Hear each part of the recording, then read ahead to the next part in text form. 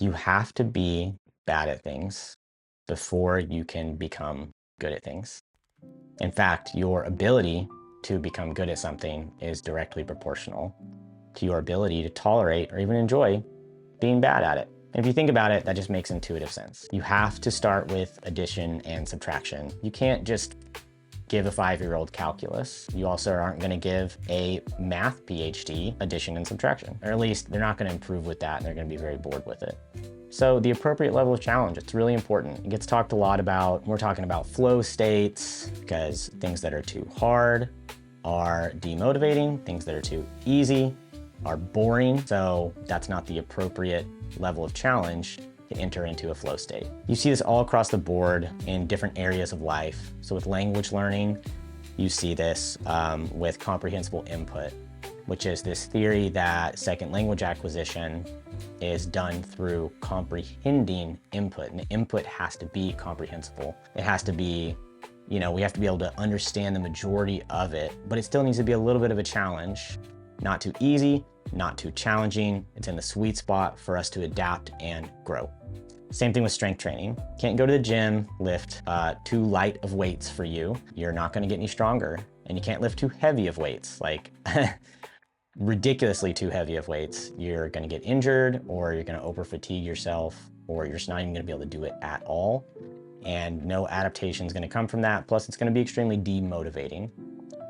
Both of those things are recipes to tolerate less being bad at things. As long as you give yourself the appropriate level of challenge, it can be fun to be bad at things. And so let me give you an example. Let's say that you are gonna go play ping pong with your friends and you're all about the same level. You're noobs, you're not very good at ping pong. You're probably gonna have a great time, or at least the recipe to have a great time is there. But let's say that the world's greatest ping pong player shows up, whoever that may be, and now you're playing them. That's not the appropriate level of challenge. You're gonna have a bad time. They're gonna crush you. And then vice versa, if you are the world's greatest ping pong player and you're playing a total noob, you're not gonna have fun, and you're also not gonna get any better. Both of those things are extremely demotivating. If that's the only thing that you're doing when you're trying to gain a skill or get better at something or learn something, you're not going to progress and you're gonna burn out. That's the number one thing, is the appropriate level of challenge. Okay, the second thing here is mindset. Approaching things with a beginner's mind, staying curious and open instead of closing yourself off with like this idea of expertise, like, oh, I'm too good for this stuff. The Dunning-Kruger effect, early on in learning something, learning a skill or an ability, you're gonna have an overinflated sense of confidence. You're gonna feel like an expert already, and you're gonna probably give yourself too much challenge, and that's gonna demotivate you. But it's actually people who are able to kind of underestimate their abilities that make it into expertise. True experts grow because they're able to stay humble and keep learning rather than get closed off and be super rigid. And then also another concept coined by the same person that coined comprehensible input, Stephen Krashen, it's called the affective filter. And he was talking about language acquisition, but I'm gonna use it for everything broadly. Basically, the idea is that emotions and beliefs and attitudes can act as a filter to our ability to acquire a language. And I think it's true for any skill, for any ability. And for me, specifically related to language learning, I had really been sold this myth that if you didn't learn a second language when you were younger, you were never gonna be able to learn it. It would just be impossible. You're just not neuroplastic enough. You can only learn second languages when you are young, when you're a kid. I believe that my entire life. Well, at the age of 35, I'm 36 now, I decided that I wanted to learn Spanish. I'd never been able to learn it previously. I tried really hard and nothing worked for me.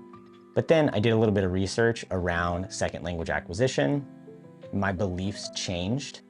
I suddenly believed that I could, and I have been learning Spanish for over a year, and I actually have a fairly high level of comprehension. I can watch native level content. I can listen to native level podcasts. I'm really proud of this fact. And if I hadn't changed my beliefs around it, I would have never been able to do that. So mindset, very important. Appropriate level of challenge, very important. It's also important to avoid burnout. So if you're constantly challenging yourself, the appropriate level of challenge even, there's fatigue that accumulates. And so really obvious with strength training, right? If you are just cooking it in the gym for several months and you're just getting stronger and stronger and stronger, you're accumulating fatigue, you're accumulating systemic fatigue. And deload weeks are really important. People talk about that all the time, taper weeks. Marathoners take 2 weeks, not off, but significantly deloaded before they go into their marathon, or at least they should, because they need to rest.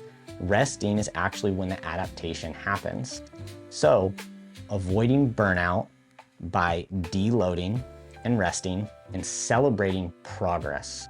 What I mean is notice how much better you've gotten at something. In the gym, it's very easy.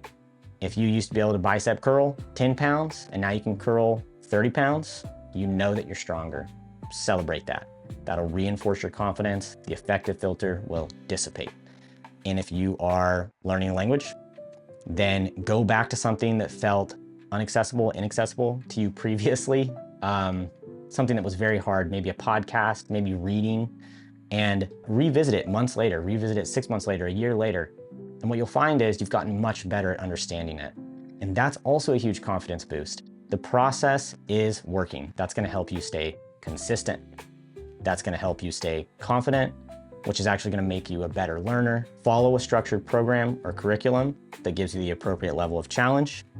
Stay consistent, redefine challenges as fun, because they are.